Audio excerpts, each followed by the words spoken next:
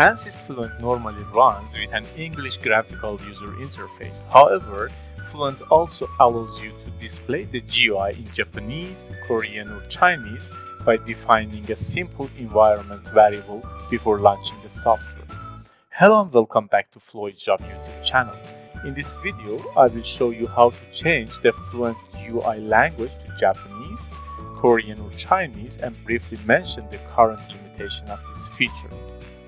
So to change the GUI language, first open the ANSYS Fluent launcher. So I have one open here. So to do so, go to the environment tab and then define the environment variable language here in this box actually. So for Japanese, you can use this actually command as lang equals JA without any space actually between these. So I can just simply copy and then paste here.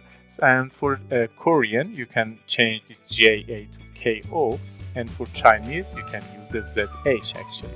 So I will use this command here in the environment tab of the Fluent launcher. As you can see here, this is the same Fluent launcher.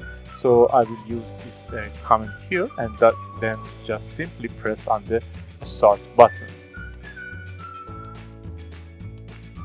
So as you can see here, all of this menu opened in the actually Japanese language. So you can go to this task page also, and you will see here. So now I switch back to the first Fluent session to show you some limitation for this localization. So some areas of Fluent actually are not completely translated, like the, for example, drop-down menu items. For example, if I go to the material here and then open this air, as you can see, if I open this drop-down menu list, you will see this part still in English. So now I can close this part. Another part is the quick search result here.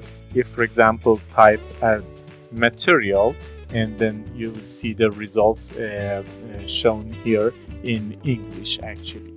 Actually, another part is the pop-up message. For example, if I open this air and change one value here to, for example, change this one to 9, and then change this material by clicking here, you will see this information actually window, which is a pop-up message, is still in English. So I can close this actually part here. Also, as you can see here, the graphic window titles and labels also here are presented in English. Object names like a boundary condition or graphics window and so on are also in English. For example, if I go to this boundary condition, so you will see the inlet boundary condition name is still in English, and also the console, you will see all the messages written has been written actually in English. And finally, some interface or GUI labels are still in English, because some items without meaningful Japanese, Chinese, or Korean equivalents, such as this X, Y, and Z, so these parts are still in English. So that's it for today, and thanks for watching.